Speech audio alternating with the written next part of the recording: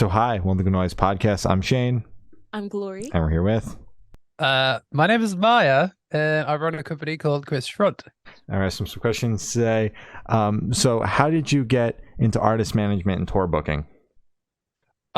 So basically, I started out playing in bands myself from the very start. So, I started out in music a long time ago, as a teenager, and I would always play in really shitty DIY punk bands, and um, I grew up very much, with the understanding of if you want to go on tour, if you want to play a show, if you want to put out a record, sort of do anything in music, you've got to do it yourself. I grew up in like a pretty small village with nothing happening in terms of music whatsoever. So somebody had to do it, and so I just did that because I really wanted to do things. And so it kind of came naturally, just sort of having to create everything and anything into existence that I would want to have happen. And so I kind of,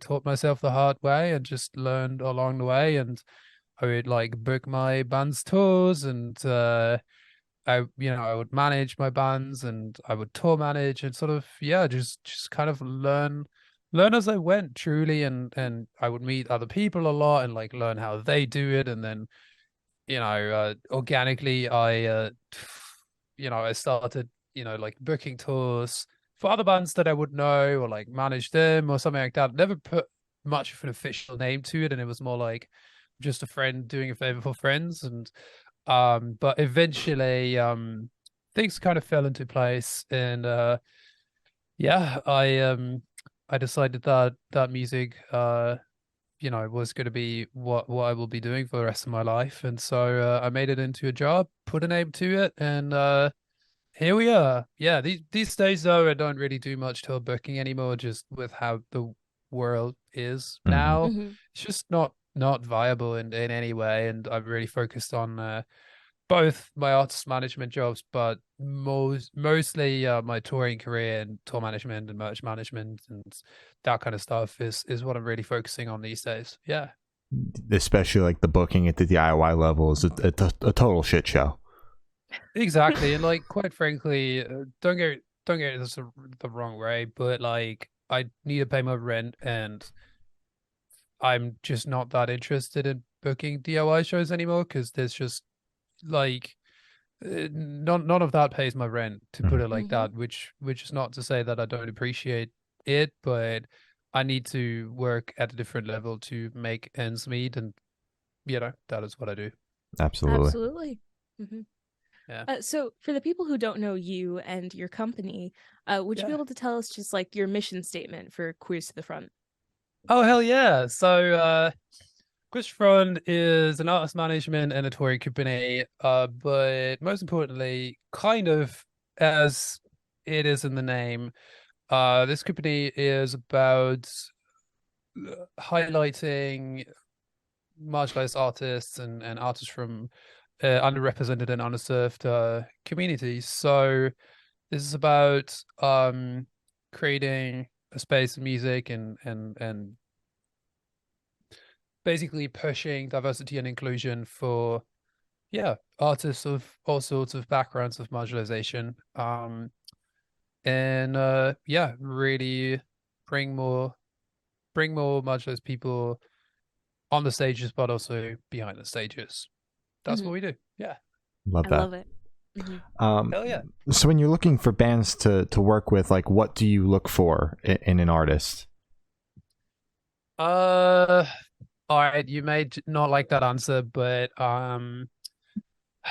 again, I got to pay my rent, and Hmm. quite honestly, I look at viability first and foremost, and that is sort of commercial and financial viability in the first place. And quite frankly, what they can sort of add to my roster, what they can add to my goals in the music industry, and sort of how they fit into both what I'm trying to do sort of on a business level, but also what I'm trying to do on, I guess, a political level. So there's a lot of factors that go into it, but if there's no sort of commercial or financial viability to it, I'm just not in a position anymore where I could afford to look past that factor. I know this sounds Hmm. really harsh and cold, but No, not at all. this is self-employment and it sucks.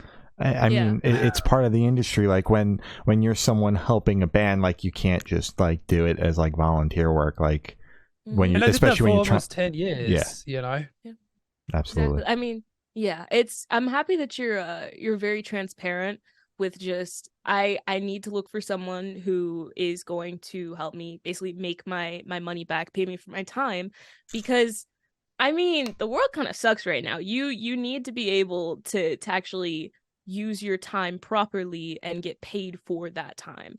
And because it's not just charity work that you're doing. You actually put like, oh my God, a lot of effort into your Oh work. yeah. So I'm happy you're actually speaking out on that. You're not just like, I help everyone for free, and then you just kind of get, pushed to the side and you don't get any money Hmm. made, which is very important. Exactly.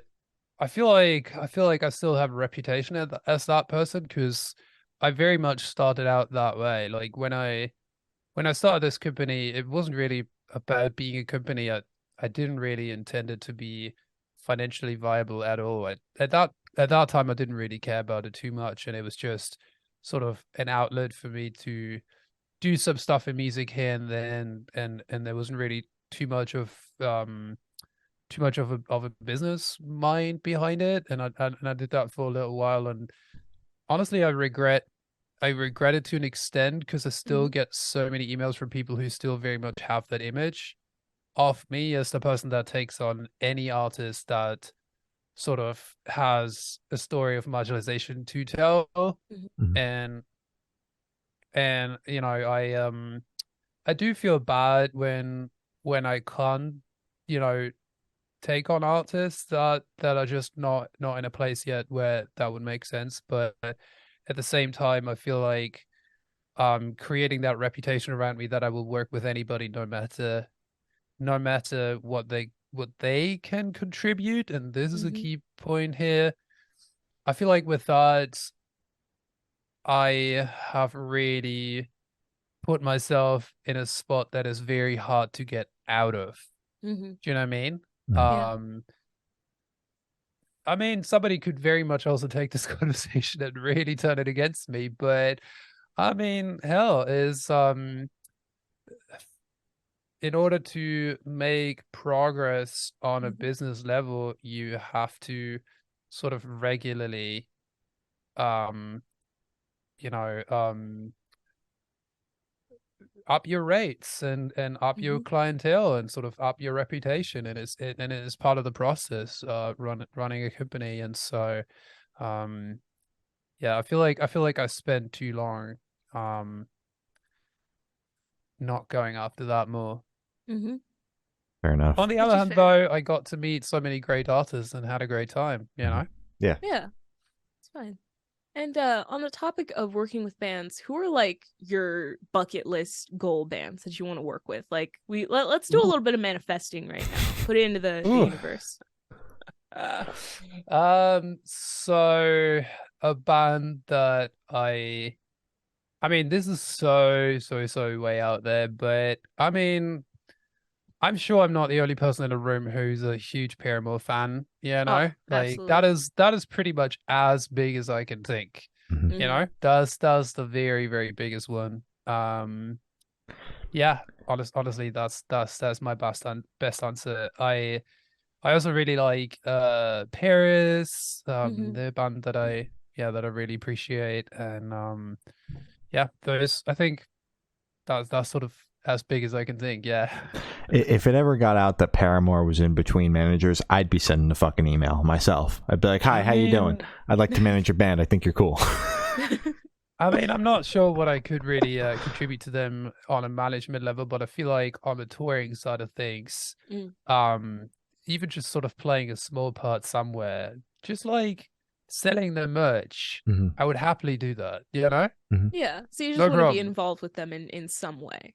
I don't want money for that shit. I just want to be there. Exactly. Let me just be in the But same room as Haley Williams.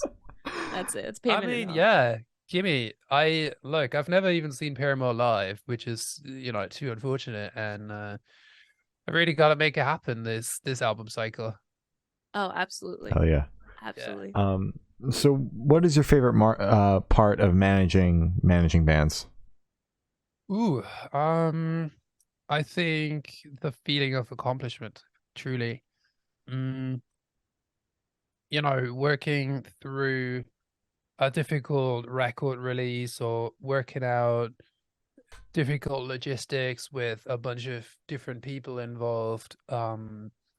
Working as a team, really creating something out of nothing and then seeing a positive response to that, really creates a feeling of accomplishment that is hard to be replaced by much else.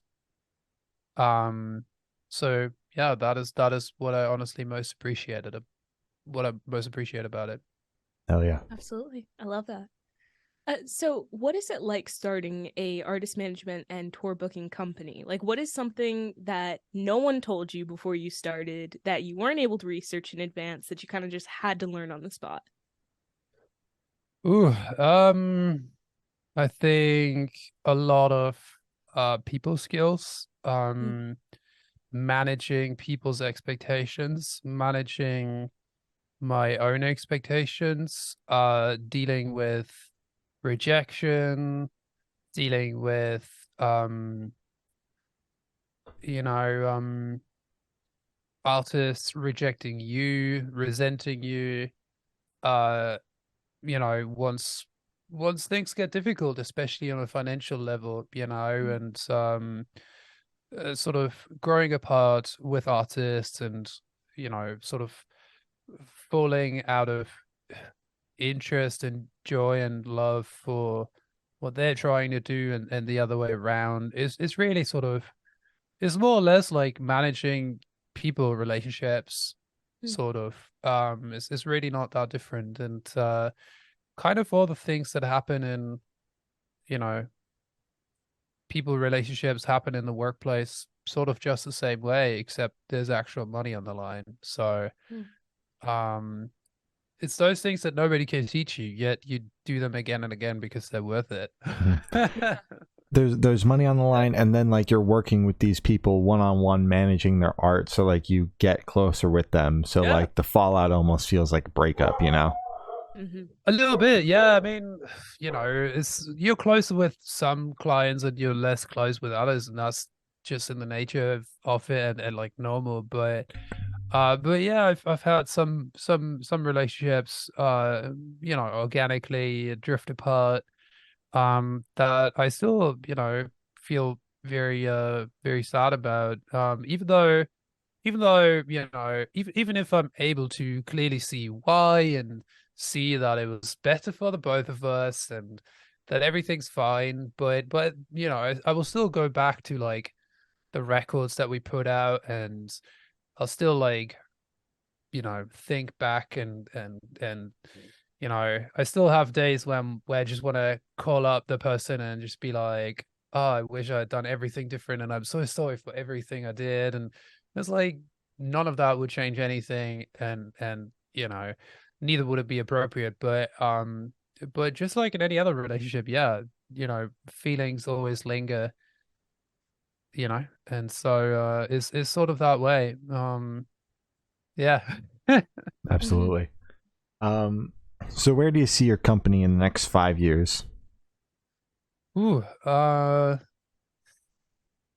first things first, ideally with an actual headquarters in the USA. I think that's sort of the biggest part really, and hopefully in a spot where I'm finally able to actually pay people to work with me, because the workload that I'm handling by myself is so big. Mhm. it's, it's so big and is so terrifying that whenever I am out for whatever reason, there's just nobody else to catch that. And Mhm. I've the responsibilities that I carry every day these days are monumental, and there's so much money on the line every single day. And if I Absolutely. don't show up, that's that has consequences, you know. Mhm. Some days more, some days less, but I can't really just go away for a week Mhm. um without, without at least having to reschedule, I don't know, 12 different meetings or something. Mhm. Yeah. And figure out whatever else in that week I wouldn't be able to handle or something. Like it's just a lot on the line all the time. It's not a lot of space to uh be in a bad spot physically, Mhm. mentally, emotionally, psychologically.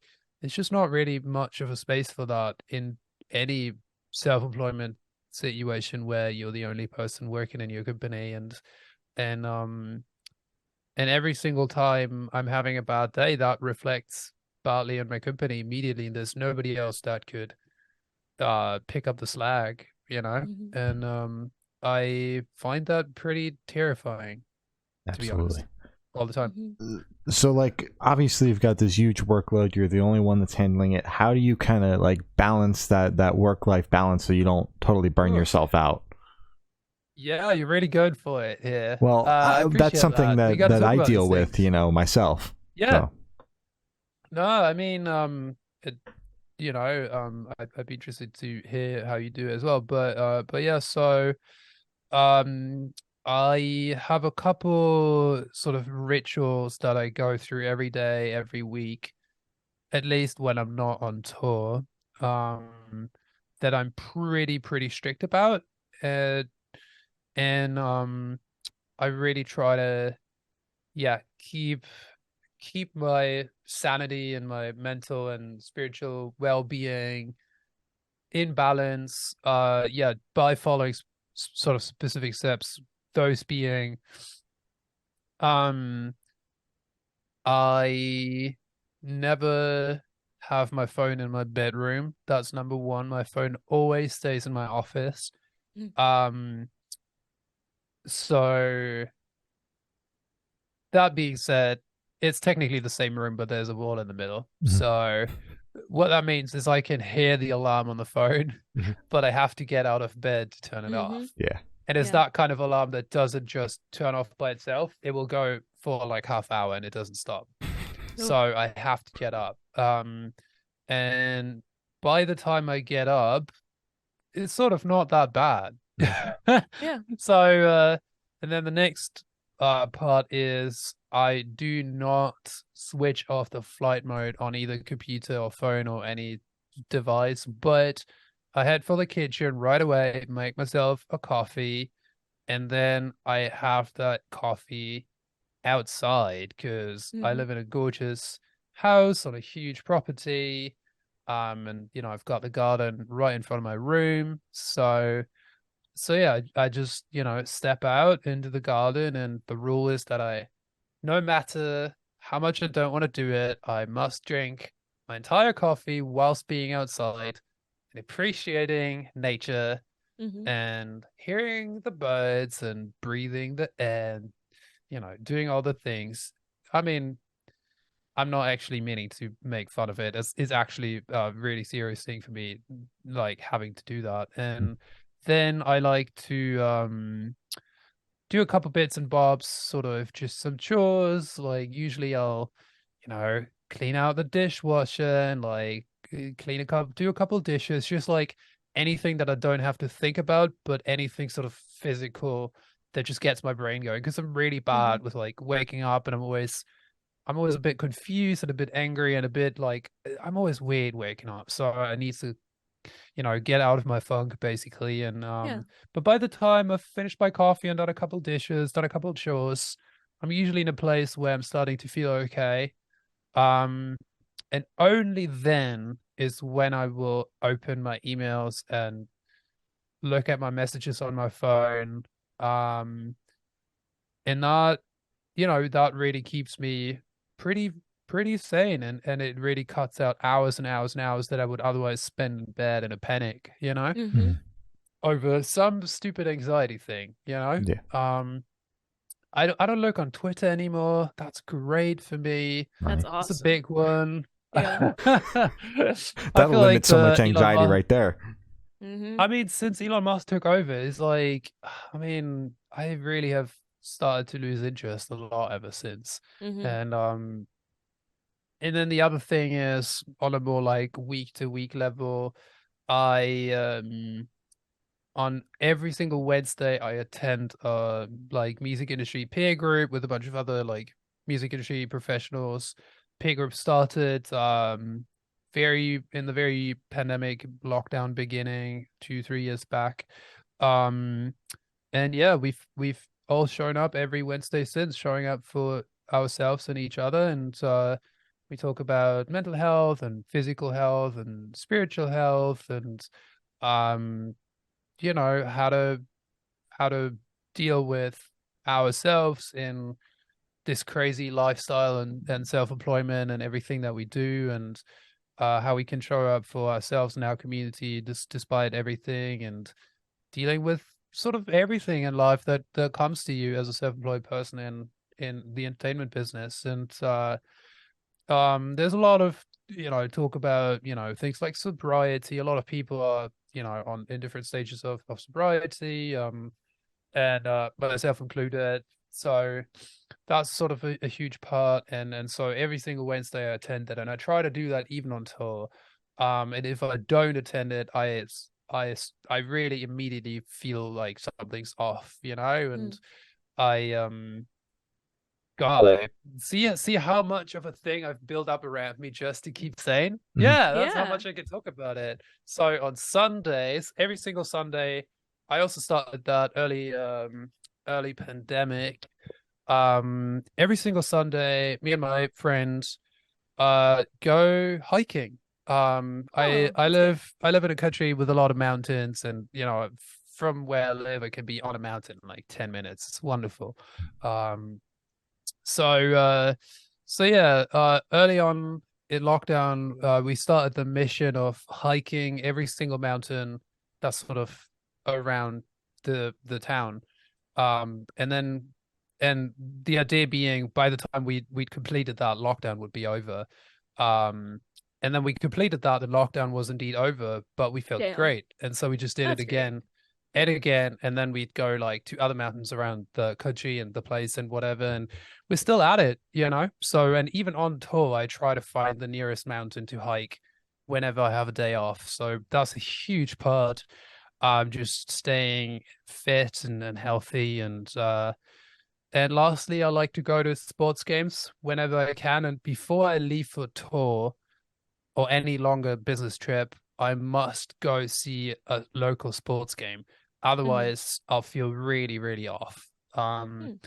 And that's just about feeling like I belong to a community. And sports games are a great way to feel belonging to a community, even though you may not really have many friends because you're always away for a tour. You may not really talk to people. You may just be there alone doing your own thing, but you connected with people over a love for sports, and you've Exactly. connected with your local team. And so I'm leaving for tour in like 5 days, and I went to see a sports game on Sunday, so Nice. knocked that one off. Love it. So see, I just spent 10 minutes about all my routines that I built up, but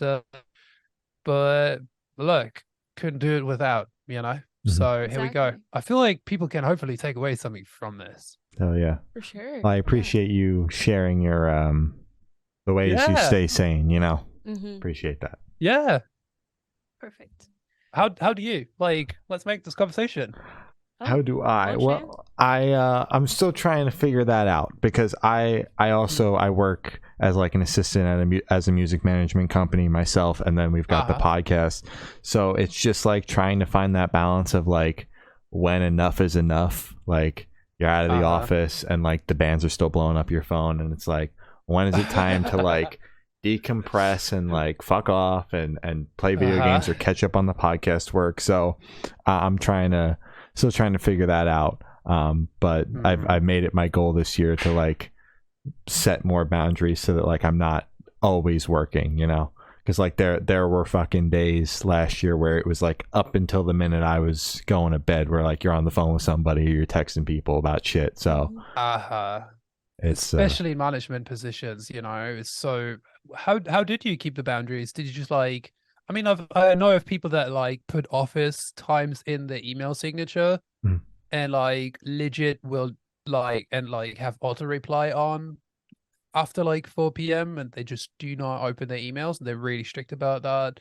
I know people that have a private phone and a work phone, and the work phone stays in the office and is shut off by 4 or 6 or whatever. Like how did you set those boundaries? My thing is kind of basing it off of like if I see a text, how urgent that text might be. Like if it's something that has to be done, I'll handle it. But if it's like, what's the merch count on the, like, you can get that tomorrow. Like that doesn't have to be done right now. The world keeps turning. Yeah, exactly. Like you don't have to know how many vinyl we ordered. Like you can find that out tomorrow when I'm back in the office, kind of thing. Like exactly. But like if there's like, you know, we got a huge opportunity and like everything has to be sent in 2 hours and it's 10 o'clock at night, like, yeah, sure, I'll get out of bed because like that's just part of the job, you know. That's being a manager. I see that. I do the same. How about you? How about you, Glory? How do you handle that? I don't, which is the awesome thing. I have a handful of jobs. I mean, I do the podcast. I have a baking business. I work for my parents' You say a company. baking business? Yeah, I have a baking business. No way! Yeah. That's incredible. Wow. It's pretty awesome, but it's very time consuming. It's stressful. But I mean, it's fun because it's one of my favorite things to do. That's why I made it my job. What is that like? Like making sort of custom cakes for clients, or what is that like? Yeah. I specialize in event cakes. So that's like birthday parties. I'm getting into weddings now, which is stressful because it's like, fuck, that's like the main thing. Besides like the bride big and money groom. as well, right? Oh yeah. That's what keeps me sane, you know, hitting my account and being like, okay, so you know that little stress cry was worth it. But it's like, you know, I stay a little too busy, but it's just kind of like I don't really, I mean, sometimes like I stay up a little too late and I just play Fortnite for like one night and then that's how I get my stress out. But other times I just kind of like I just keep it inside until I have another Fortnite and then I just keep it moving. So it's not healthy at all, but maybe I'll be a little bit like Shane and try and figure that out this year. But do you feel like sort of doing that very physical and interactive job such as baking, like having your literal hands in like dough, I feel like it's such a great way to sort of like ground yourself, surely, right? And like, and I feel like the other thing about baking, wait, we're getting deep here. Oh well. I feel like the other thing about baking is also you have to be patient and you can't really control it. Yes. Whereas like with cooking, I feel like you could fuck around and find out. Yeah. Can I swear? Oh well. Oh yeah, you can. Like you can fuck around and find out. And even if there's a little bit too much salt, you'll be fine. You can figure it out. But with baking, you really have to, you know, trust the process, but also follow the process. And, it's a science, yeah. And you can't make, I don't know, you can't make the bread, what is that, like grow faster? Yeah, or bloom or whatever that is. You can't force that. And you know, I feel like, isn't that a great metaphor that like, even if you turn the oven on higher, that won't get the baked good done faster, it will just burn. Absolutely, and it'll be raw in the middle. So it's double whammy. Absolutely. I like that. No, that's incredible. I mean, yeah, good for you. And I think you know what? I think everybody in the entertainment industry should have some sort of side hustle. I mean, like hustle doesn't actually have to be a financial thing, just like a thing, like a hobby or whatever. Yeah. Anything that has nothing to do with music at all, but something that you care about. Like me with my stupid sports games. Who cares? I do. Yeah. Or you're hiking. Or like building Lego is something that I've been meaning to do for a while, or like people paint or anything like that. It's great. Or baking. Absolutely. Definitely recommend baking. Make some cookies. Yeah. It's always fun. God, I would love to hear your favorite recipes later. Oh my god, of course. I'll email you whatever. Let me know. I'll send you everything. Oh, please. So actually, for the last couple questions, we're actually gonna shift away from music if that's okay with you. Yeah, sure. Awesome. So we're actually gonna go straight to death row. Boom. So if you're on death row, what would your last meal be with a drink? I just realized we weren't even on the topic of music, but All right. I was gonna say, what a like. it's. Turns out I really enjoy talking about not music so Mhm. much. Me too. Because I talk about music all fucking day. So please. On death row. Ah, dang. So I think it would likely be something in the realm of South Korean cuisine, probably, because that's some of my favorite.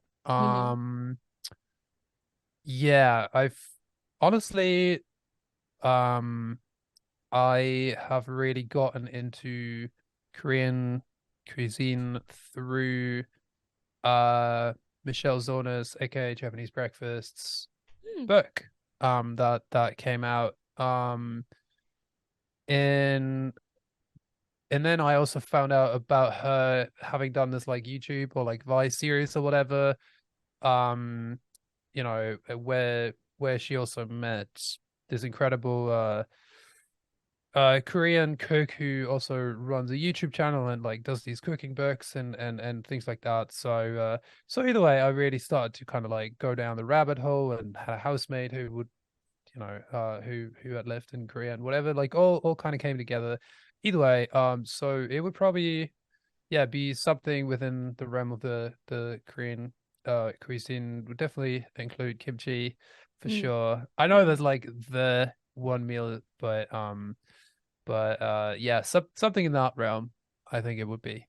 Nice. And a drink with that? Korean food. I'm not a huge drinks person, to be honest. Yeah, I legit would probably just, I don't know, have a nice green tea or something. Yeah. Fair enough. Not that spectacular of a person, I gotta disappoint you. So I have on our asking the last question. Every single person that we've spoken to have said that it is the most important question. What's your favorite color? Yellow. Twin. Good Best one. Like color. that. Best color. Yeah. It's very, very joyful, very bright, you know? You can't And I miss it. appreciate that. Hell yeah. Exactly that. So as I said, that's all the questions we have today. Is there anything that you would like to plug? Ooh, I mean, you know, would always be nice to look at all the Atquiz front socials, check out what all our ballads artists are doing. Always a great idea. And since we spoke about them earlier, go listen to Paramore because they have a new track out and it's really good. Yeah. Agreed. All right. Love the Paramore plug. Well, thank you for stopping. This has been Maya from Queers to the Front, and we have been the Good Noise Podcast.